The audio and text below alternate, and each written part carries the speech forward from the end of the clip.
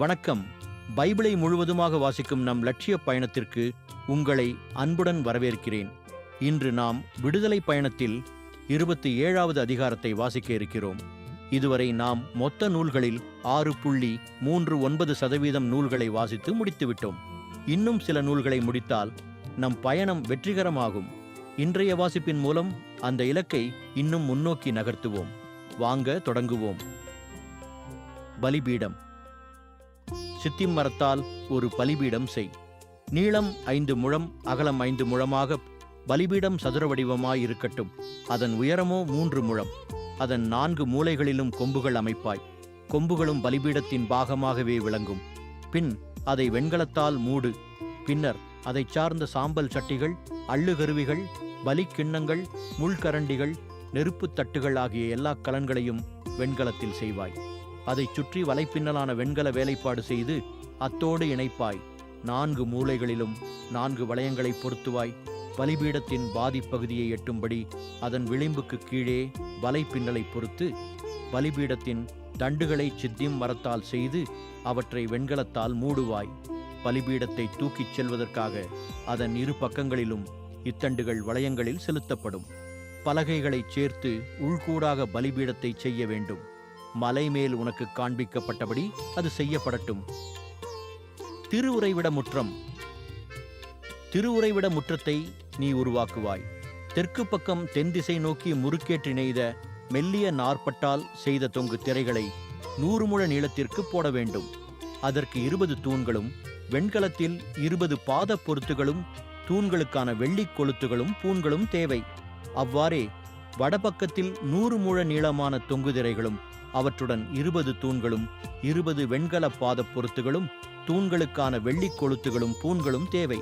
மேற்கு பக்கத்தில் முற்றத்தின் அகலப்பகுதி 50 முழ தொங்கு திரைகளாலும் அதற்கான 10 தூண்களாலும் 10 பாத பொருத்துகளாலும் அமையும். கதிரவன் தோன்றும் கீழ்த்திசை நோக்கிய முற்றத்தின் அகலம் 50 முழம்.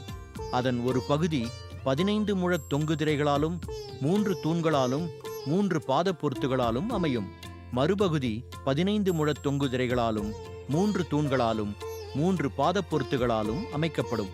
நடுப்பகுதியில் நீலம் கருஞ்சிவப்பு சிவப்பு நிற நூலாலும் முறுக்கேற்றி நெய்த மெல்லிய நார்பட்டாலும் பின்னல் வேலைப்பாட்டுடன் அமைந்த 20 முழத்தொங்கு திரை முற்றத்தின் நுழைவாயிலாக விளங்கும்.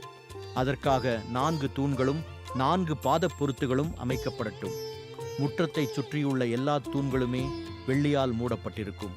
அவற்றின் கொளுத்துகள் வெள்ளியாலும் பாத பொருத்துகள் வெண்கலத்தாலும் செய்யப்படும். முற்றத்தின் நீளம் 100 முழம், அகலம் 50 முழம், உயரம் 5 முழம். திரைகள் முறுக்கேற்றி நெய்த மெல்லிய நார்பட்டாலானவை. பாத பொருத்துகள் வெண்கலத்தாலானவை. திருவுறைவிட திருப்பணிகளுக்கான அனைத்து பொருள்களும் அங்குள்ள கொளுத்துகளும் முற்றத்தில் உள்ள எல்லா கொளுத்துகளும் வெண்கலமாயிருக்கும். விளக்கை பேணுதல். விளக்குக்காக பிழிந்த தூய்மையான ஒலிவ எண்ணெய் கொண்டு வரப்பட வேண்டும் என்று இஸ்ரேல் மக்களுக்கு நீ கட்டளையிடுவாய். சந்திப்பு கூடாரத்தில் உடன்படிக்கை பேழைக்கு முன்னுள்ள தொங்குதிரைக்கு வெளியே அணையா விளக்கு எரிந்து கொண்டிருக்கட்டும். ஆரோனும் அவன் புதல்வரும் இரவிலும் பகலிலும் அதை கவனித்துக் கொள்ளட்டும். தலைமுறைதோறும் இஸ்ரேல் மக்களுக்கிடையில் மாறாமல் நிற்கும் சட்டம் இது.